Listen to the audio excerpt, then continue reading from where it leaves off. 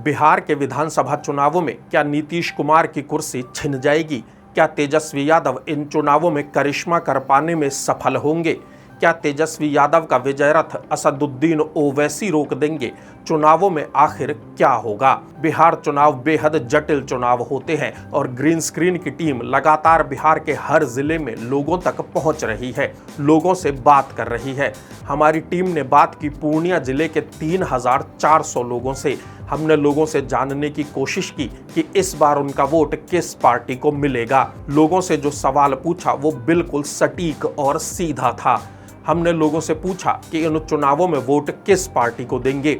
जो विकल्प लोगों को दिए गए वो थे एनडीए, जिसमें बीजेपी, जेडीयू और एलजेपी रामविलास अब तक शामिल हैं। दूसरा विकल्प दिया गया इंडिया गठबंधन, जिसमें आरजेडी और कांग्रेस के अलावा कम्युनिस्ट पार्टियां भी शामिल हैं। तीसरा विकल्प दिया गया जन स्वराज पार्टी और चौथा विकल्प दिया गया एआईएमआईएम यानी असदुद्दीन ओवैसी की पार्टी। पूर्णिया जिले से अभी पप्पू यादव लोकसभा सांसद हैं, जो हैं तो निर्दलीय सांसद लेकिन खुद को कांग्रेस का सिपाही बताते हैं।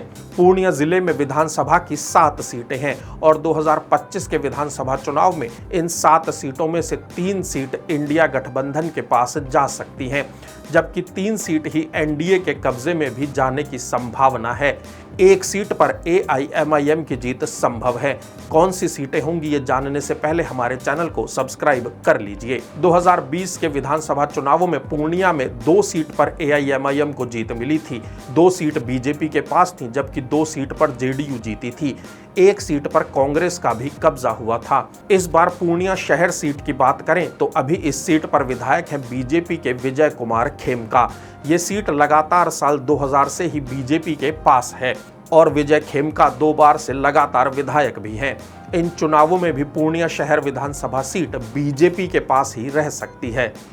अमौर विधानसभा सीट की बात करें तो इस सीट पर साल 2020 में एआईएमआईएम के अख्तरुल ईमान ने जीत दर्ज की थी। जीत का मार्जिन भी 52,000 वोट से ज्यादा था। अख्तरुल ईमान अभी एआईएमआईएम के बिहार प्रदेश अध्यक्ष भी हैं और माना जा रहा है कि 2025 के विधानसभा चुनावों में भी अमौर सीट एआईएमआईएम के कब्जे में ही रह सकती है।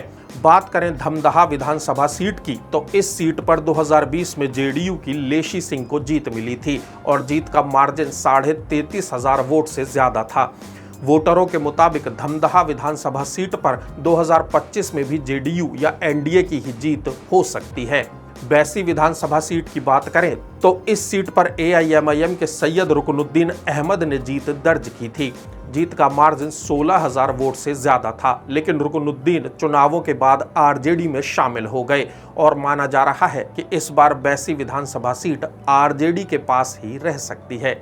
कस्बा विधानसभा सीट की बात करें तो ये सीट 2020 में जीती थी कांग्रेस के मोहम्मद आफाक आलम ने।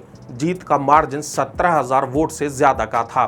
2025 के चुनावों में भी कस्बा विधानसभा सीट कांग्रेस के खाते में ही जाती हुई नजर आ सकती है।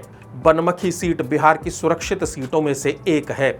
इस सीट पर बीजेपी के कृष्ण कुमार ऋषि को 2020 में बड़ी जीत मिली थी। करीब 28,000 वोट से बीजेपी ने बिहार चुनाव में इस सीट पर कब्जा किया था। साल 2000 से ही बनमखी सीट बीजेपी के पास रही है और माना जा रहा है कि इस बार भी बनमखी सीट पर बीजेपी की आसान जीत हो सकती है। रुपौली विधानसभा सीट की बात करें तो इस सीट पर जेडीयू की बीमा भारती विधायक हैं। बीमा भारती को 2020 में 19,000 से ज्यादा वोट से जीत मिली थी, लेकिन रुपौली सीट पर इस बार उलटफेर हो सकता है। ये सीट आरजेडी के पास जाती हुई नजर आ सकती है। बिहार में राजनीतिक बयार तेजी से बदल रही है। कई सीट पर हार और जीत उम्मीदवार और पार्टी भी तय करेगी। मसलन ये संभव है कि जिन सीटों पर जेडीयू को हार मिलती हुई दिखे वहां उम्मीदवार बीजेपी का उतार दिया जाए और इसका उल्टा भी हो सकता है। यदि बयार बदलेगी तो वो भी आपको ज़रूर बताएंगे।